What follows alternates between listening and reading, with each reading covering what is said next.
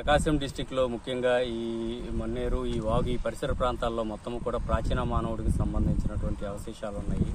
ఇది గతంలో జరిగినటువంటి రీసెర్చ్ పేపర్స్లోను వాటిలో కూడా ఇక్కడ ఉన్నటువంటి అవశేషాల గురించి పేర్కొన్నారు. వీటిని బేస్ అయ్యి యాక్చువల్గా వడోదర యూనివర్సిటీ, ఎంఎస్ యూనివర్సిటీ వాళ్ళు, మా గుజరాత్లోని ఎంఎస్ యూనివర్సిటీ వాళ్ళు స్టేట్ గవర్నమెంట్కి ఒక ప్రపోజల్ పంపించారు, స్టేట్ ఆర్కియాలజీ డిపార్ట్మెంట్కి.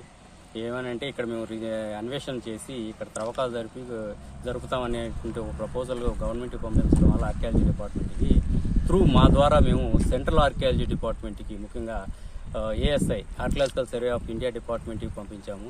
వాళ్ళ అప్రూవల్ రావడంతో ఈ ఎంఎస్ యూనివర్సిటీ వాళ్ళు plus geological survey of India వాళ్ళు, ఆస్ట్రేలియా, అమెరికాకు చెందినటువంటి కొంతమంది ఎమినెంట్ స్కాలర్స్ కొంతమంది వచ్చేసి లాస్ట్ ఇయర్ వచ్చి ఇదంతా కూడా అన్వేషణ చేసి ఎక్స్ప్లోరేషన్ చేశారు. ఎక్స్ప్లోరేషన్ ఒక 1 month పైనే ఉండి 1.5 months వరకు ఇక్కడ అన్వేషణ చేయడం జరిగింది.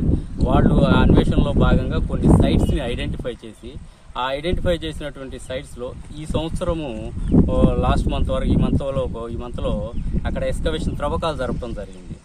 అయితే ఈ త్రవ్వకాల్లో అనూహ్యంగా యాక్చువల్గా వీళ్ళు జరిపిన త్రవ్వకాల యొక్క ప్రధాన ఉద్దేశం ఏంటంటే, ప్రాచీన కాలంలో ముఖ్యంగా ఒక 40 kgs పైబడి ఉన్నటువంటి ఏన్షియంట్ జంతువుల యొక్క అవశేషాల కోసం వీళ్ళు ప్రయత్నాలు చేశారు. అయితే అనూహ్యంగా యాక్చువల్గా ఇక్కడ ఆస్ట్రిచ్ పక్షి యొక్క గూడుని, ఆ గూడులో కొన్ని ఆ గ్రుడ్లకు సంబంధించిన షెల్స్, పెంకుల శిలాజాలను కనుగొనడం జరిగింది.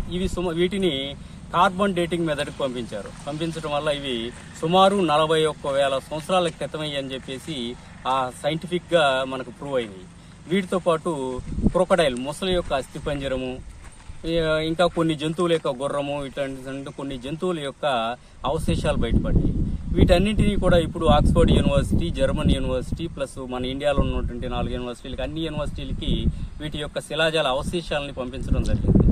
ఇవి రేపు వాటి రిజల్ట్ వచ్చిన తర్వాత వీటి విషయాలు తెలుస్తాయి. అయితే ఇలా త్రవ్వకాలు జరుపుతున్న క్రమంలో మా కమిషనర్ గారు అయినటువంటి డాక్టర్ జి వాణిమోహన్ గారు అసలు ఇక్కడ జరుగుతున్నటువంటి అన్వేషణలు, ఇక్కడ జరుగుతున్నటువంటి ఆర్కియాలజికల్ అన్వేషణల యొక్క సారాంశం ఏంది, వాటిని ఒకసారి సైట్ విజిట్ చేసి మాకు రిపోర్ట్ ఇవ్వాల్సిందిగా మమ్మల్ని ఆదేశించడం జరిగింది.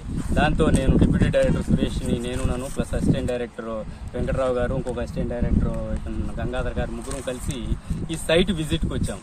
ఇప్పుడు ఇక్కడ జరిగేటటువంటి అన్వేషణ మొత్తాన్ని కూడా మేము పరిశీలించి ఇక్కడ ఏం జరిగింది, రేపు ఫ్యూచర్లో ఇంకేం చేయాలి, ఏం జరగబోతుందన్న దాని మీద పూర్తి నివేదికను మా కమిషనర్ అయిన డాక్టర్ జి వాణిమోహన్ గారికి, ఆమె ద్వారా గవర్నమెంట్ ఆఫ్ ఆంధ్రప్రదేశ్కి నివేదిక సమర్పిస్తాం జరుగుతుంది.